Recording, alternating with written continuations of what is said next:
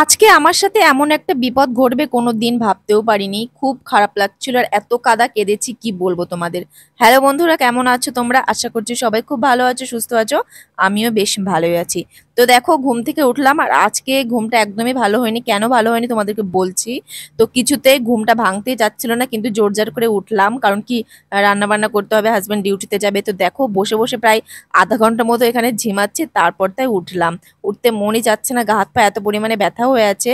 আর উঠে দেখি শাশুড়ি কলপারে বাসন মাজছে। আর আমি এখন উঠবো, উঠে ঘরটা ঝাড় দেবো। তারপর স্নান করে পুজো করে রান্নাটা করতে যাব। হাজবেন্ড উঠে পড়েছে, সবাই উঠে পড়েছে, শুধুমাত্র আমার বাবু ঘুমাচ্ছে। তো ওকে আর ডাকিনি, বাইরে এসে কাজ টাজ করে তারপর ওকে ডেকে দেবো। একটা জিনিস চলো তোমাদেরকে দেখা, এই যে দেখো, এটা কি বলো তো? এটার অনেক রকম নাম আছে, কিন্তু আমাদের এখানে বলে চিচিঙ্গা, ঠিক আছে? অনেকে বলে সি চন্দন। তো যাই হোক, সবজি এক, বিভিন্ন রকম নাম।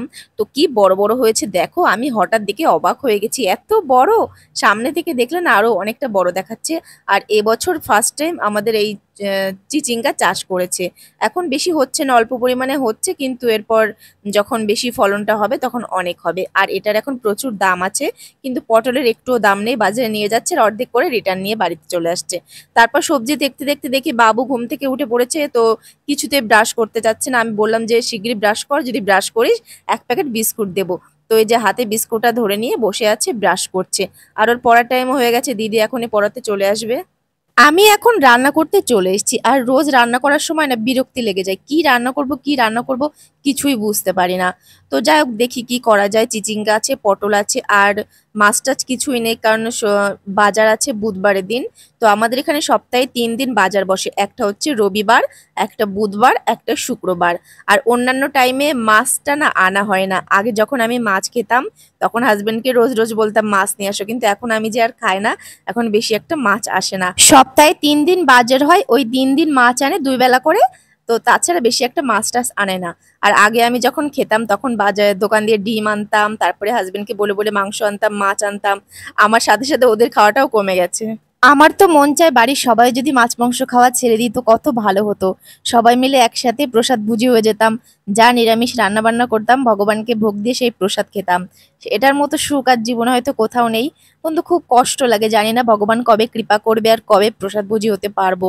এখন তো শুধুমাত্র নিরামিষ খাচ্ছি, কিন্তু এক বাসন মানে এক বাসনপত্র আছে। কিন্তু ইচ্ছা আছে আলাদা বাসনপত্র এনে তারপরে ভগবানকে ভোগ দিয়ে খাবো। সেটা ভগবানের কৃপা আশীর্বাদ ছাড়া তো সম্ভব না। কারণ আমরা হচ্ছে পাপী, আমাদের পক্ষে ভগবানের জন্য কিছু করা সম্ভব না। সে যদি কৃপা করে তবেই আমরা তার জন্য কিছু করতে পারবো।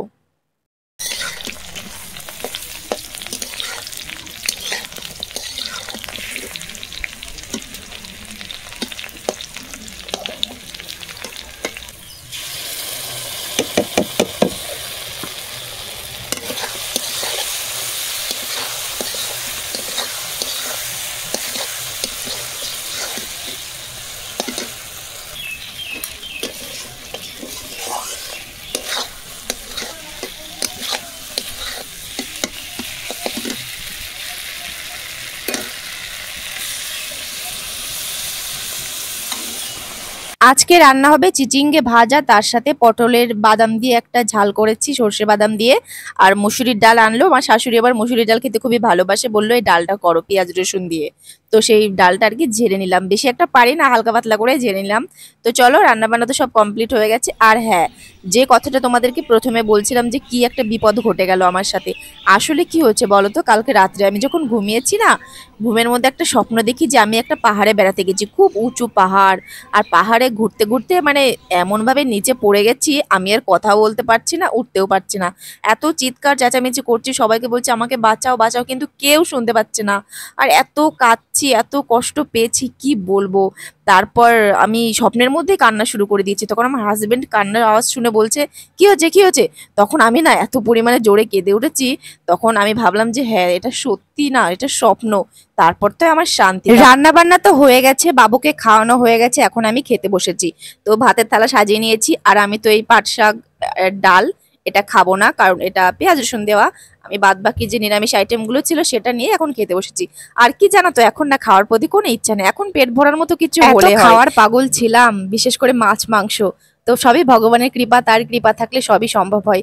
তো বন্ধুরা আজকের ভিডিওটা এই পর্যন্ত। ভিডিও কেমন লাগলো অবশ্যই বলো, আর দেখা হচ্ছে নেক্সট ভিডিওতে। ততক্ষণে তোমরা সবাই ভালো থেকো, সুস্থ থেকো, আর অনেক অনেক ভালোবাসা দিও। আর যারা নতুন আছো তারা কিন্তু সাবস্ক্রাইব করতে একদমই ভুলবে না, আর অবশ্যই একটা লাইক করে একটা কমেন্ট করে দিও। তো চলো টাটা, আজকের মতো এই পর্যন্তই।